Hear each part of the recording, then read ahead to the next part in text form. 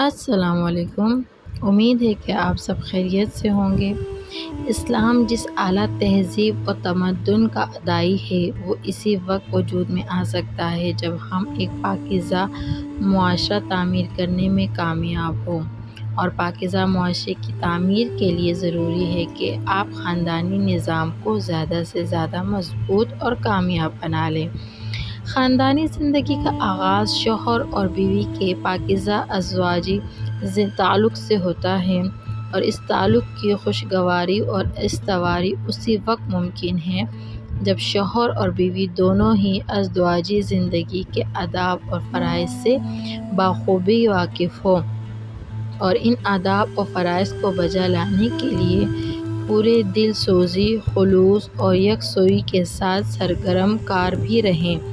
ذیل میں ہم پہلے ان آداب و فرائض کو بیان کرتے ہیں جن کا تعلق شوہر سے ہے، پھر ان کے بعد جن کا تعلق بیوی سے ہے۔ بیوی کے ساتھ اچھے سلوک کی زندگی گزاریں، اس کے حقوق کو شادہ دلی کے ساتھ ادا کیجیے، اور ہر معاملے میں احسان اور ایثار کی روش اختیار کیجیے۔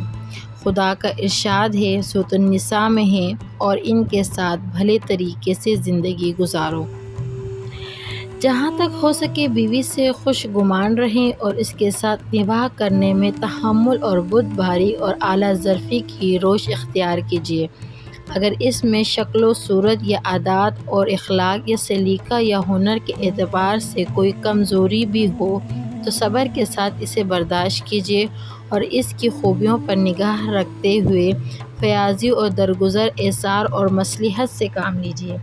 خدا کا ارشاد ہے، اور مصلحت خیر ہی خیر ہے، اور مومن کی ہدایت کی گئی ہے۔ سورۃ النساء کی آیت نمبر 19۔ پھر اگر وہ تمہیں کسی وجہ سے ناپسند ہو تو ہو سکتا ہے کہ ایک چیز تمہیں پسند نہ ہو، مگر خدا نے اس میں تمہارے لیے بہت کچھ بھلائی رکھی ہو۔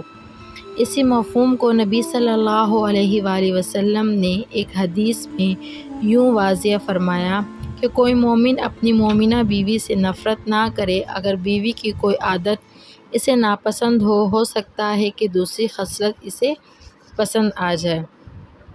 حقیقت یہ ہے کہ ہر خاتون میں کسی نہ کسی پہلو سے کوئی کمزوری ضرور ہوگی، اور اگر شوہر کسی عیب کو دیکھتے ہی اس کی طرف سے نگاہ پھیر لے اور دل برا کر لے تو پھر کسی خاندان میں گھریلو خوشگواری مل ہی نہ سکے گی۔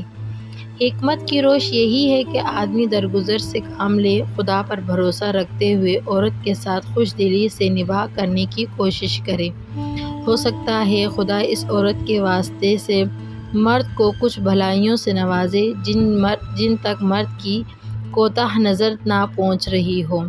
مثلاً عورت میں دین و ایمان اور سیرت و اخلاق کی کچھ ایسی خوبیاں ہوں جن کے باعث وہ پورے خاندان کے لیے رحمت ثابت ہو، یا اس کی ذات سے کوئی ایسی روح سعید وجود میں آئے جو ایک عالم کو فائدہ پہنچائے اور رہتی زندگی تک کے لیے باپ کے حق میں صدقہ جاریہ بنے، یا عورت مرد کے اصلاح حال کا ذریعہ بنے اور اسے جنت سے قریب کرنے میں مددگار ثابت ہو، یا پھر اس کی قسمت سے دنیا میں خدا اس مرد کو کشادہ روزی اور خوشحالی سے نوازے۔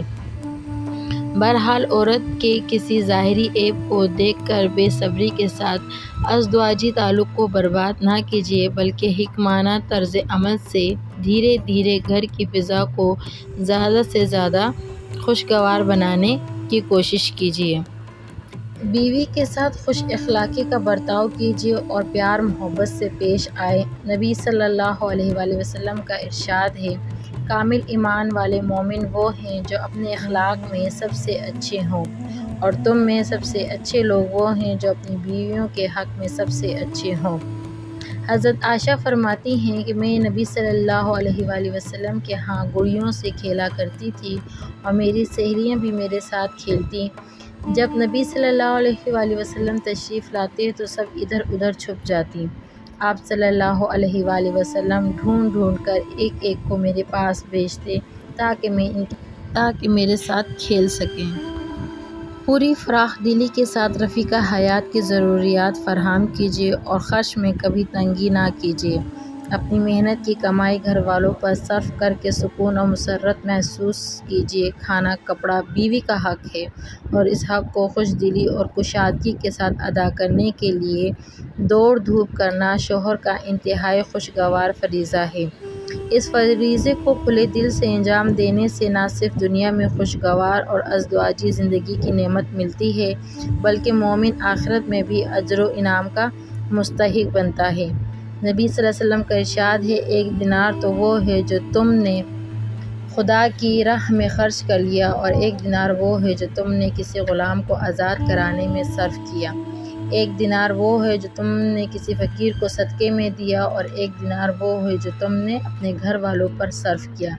ان میں سب سے زیادہ ثواب اس دینار کے خرچ کرنے کا ہے جو تم نے اپنے گھر والوں پر صرف کیا ہے۔ نبی صلی اللہ علیہ وآلہ وسلم کا ارشاد ہے، کوئی عورت شوہر کی اجازت کے بغیر نفل اور روزہ نہ رکھے۔ شوہر کی اطاعت اور فرمانبرداری کی اہمیت واضح کرتے ہوئے نبی صلی اللہ علیہ وآلہ وسلم نے عورت کو تنبیہ کی ہے کہ دو قسم کے آدمی وہ ہیں جن کی نمازیں ان کے سروں سے اونچی نہیں اٹھتی، اس غلام کی نماز جو اپنے آقا سے فرار ہو جائے جب تک لوٹ نہ آئے، اور اس عورت کی نماز جو شوہر کی نافرمانی کرے جب تک شوہر کی نافرمانی سے باز نہ آ جائے۔ اپنی آبرو اور عصمت کی حفاظت کا اہتمام کیجیے اور تمام باتوں اور کاموں سے بھی دور رہیں جن سے دامن عصمت پر دھبا لگنے کا اندیشہ ہو۔ خدا کی ہدایت کا تقاضا بھی یہی ہے اور ازدواجی زندگی کو خوشگوار بنانے رکھنے کے لیے بھی یہ انتہائی ضروری ہے۔ اس لیے اگر شوہر کے دل میں اس طرح کا کوئی شبہ پیدا ہو جائے تو پھر عورت کی کوئی خدمت اور اطاعت اور کوئی بھلائی شوہر کو اپنی طرف مائل نہیں کر سکتی، اور اس معاملے میں معمولی سی کوتاہی سے بھی شوہر کے دل میں شیطان شبہ ڈالنے میں کامیاب ہو جاتا ہے۔